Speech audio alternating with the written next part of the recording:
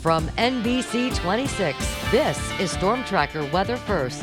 A few showers along and south of I-20 tonight, but nothing too heavy and certainly nothing severe. Here's a look at Storm Tracker 26 live Doppler radar at 7 o'clock tonight, showing a few scattered light rain showers. The rain will increase overall in coverage, especially overnight tonight. Overnight temperatures in the middle 60s. Another warm, very wet day out there tomorrow, but there are big changes on the way for the weekend. We'll have a look at that coming up.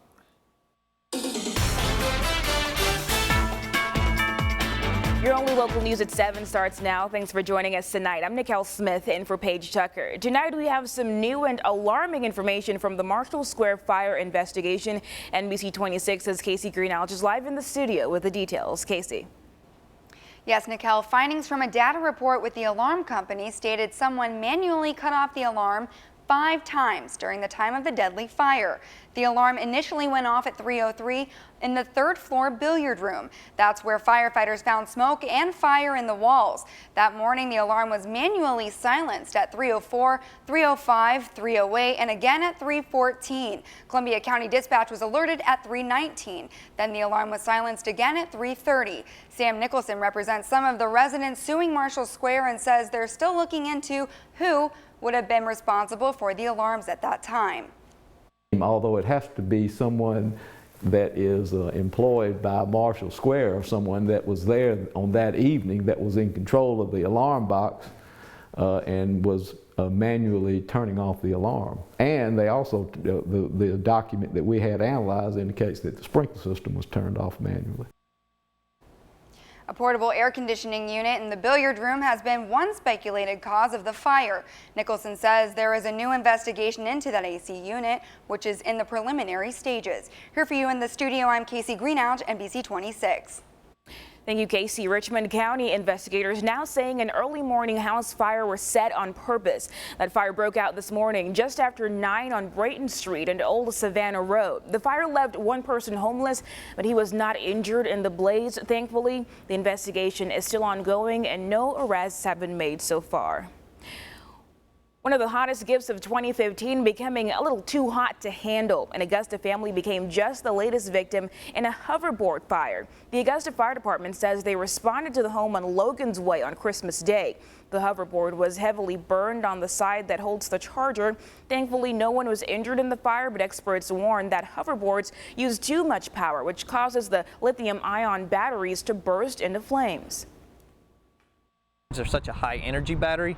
That's where we see this. Even laptops and computers, you know, that type of thing have the same style battery in it. It's just not as a high intense use of the battery's energy.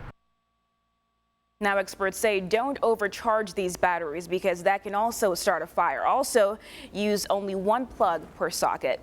Emergency crews in Wilkes County on standby for another rainy night. The county is still recovering from the massive amounts of rain it saw last week. Several roads remain closed with extensive damage. Newtown Road has completely caved in and others are at the risk of doing the same. Ashley Barnett with the Wilkes County EMA is urging drivers to stay off the roads tonight. All of our rivers, of course, are way up over the banks now, so we are watching rivers, bridges, and then especially roads, because that is a main concern. You can see the updated list of closed roads on the county's EMA Facebook page. Just search for Wilkes County GA Emergency Services. Well, Columbia County residents could see a whole new public transit system in the not-so-distant future. This comes after a recent census shows that the county is growing and expanding into a more urban region. Georgia DOT says the county may want to consider looking into the urban-based transit program. Also, they suggest teaming up with neighboring counties like Richmond to better serve the public. It would have fixed pickup routes, be able to go from an urban to urban location. Like let's say right now, I think an individual from Martinez could hop a ride and even go cross county into Richmond to go to a medical visit. And this would give them an option to, you know, just have an additional route. The new transit system would require fixed route service in the Washington, Columbia, and North Bel Air road corridors with destination stops. GDOT has notified the county that this expansion should happen by the year 2020.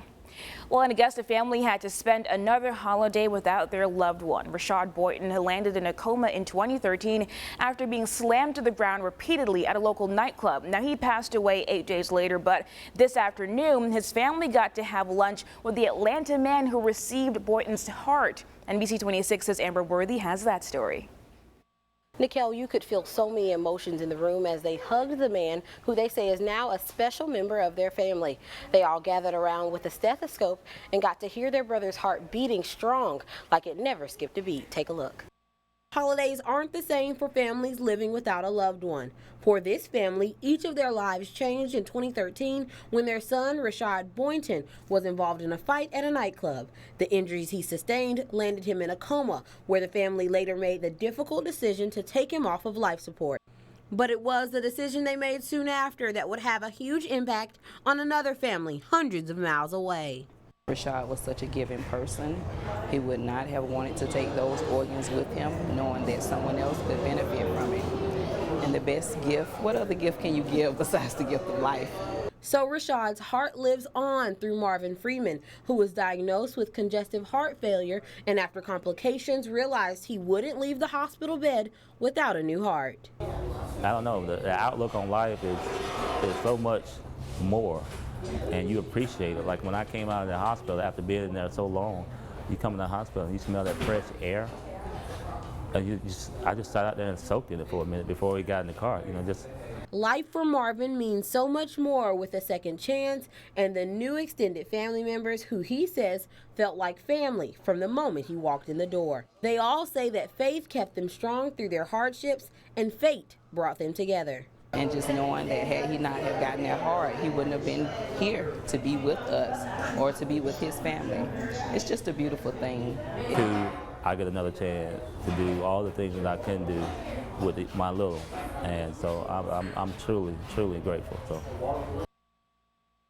They all say they are forever grateful for the opportunity to both give and receive a second chance while inspiring others to consider organ donation through their story. Here for you in the newsroom, Amber Worthy, NBC 26. Your NBC 26 Storm Tracker forecast with Chief Meteorologist Chris Still. Another very warm day out there today, to say the least. In fact, our temperatures were 26.5 degrees above average, 69 the low. That was 36 degrees above average. And the high today, while not a record for the first time in 5 days, was 17 degrees above normal. The record high, 80 degrees. That happened back in 1984. Also a very warm Christmas week. It was very wet early this morning. Overnight last night at Augusta Regional Airport, an additional 3/4 of an inch of rain fell. So now December is officially the wettest month so far of 2015. The rainfall surplus reflecting that too, now closing in on 3 inches. We have some rain out there on your Tuesday night as well. Here's a scan of Doppler radar at 7:04 tonight. Some light rain across Burt County. It's all moving to the northeast at about 25 miles per hour. Rain to the south of Waynesboro over into Shell Bluff. This will move over toward SRS in the next hour. Over in Aiken County, some heavier rain in Windsor will move out of the area in the next 5 to 10 minutes. Sally, you're getting some fairly steady rain now, very light rain, and because of the orientation of that and the fact it's moving northeast, that rain will actually last a while over there in Aiken County. Here's a broader vantage point right now. That is it, but I do expect the rain to increase overnight tonight into tomorrow as an area of low pressure develops down to our south. Here's your Wednesday forecast. We do have a flood watch in effect. Temperatures very warm, but thanks to the rain and the cloud cover, not in the 80s like the past few days. 73 the high temperature tomorrow. Very warm and muggy, even a little foggy at 7 a.m. with wake-up temperatures in the mid-60s. At 7:09 tonight, it is downright humid out there. Currently 72 degrees, a south-southwest wind at 6 miles per hour. The dew point temperature almost at a summer level in the upper 60s. Temperatures around the area are in the 70s all around. Our warmest weather in Bamberg and Allendale, both locations at 75. Currently 72 at Augusta Regional Airport, and we do have one cooler reading, so to speak, in Wilkes County. Current temperature in Washington is 68 degrees. Here's a look at our forecast trackers. We head through the day Wednesday into your Thursday. We do have the flood watch in effect. Going into effect 1 o'clock tonight through 7 o'clock on Thursday. But as you're going to see here, the bulk of the heaviest rain will occur during the day on Wednesday. This is 7 o'clock in the morning. There's that area of low pressure I was mentioning. That'll move right along a stalled out frontal boundary that's on top of our area.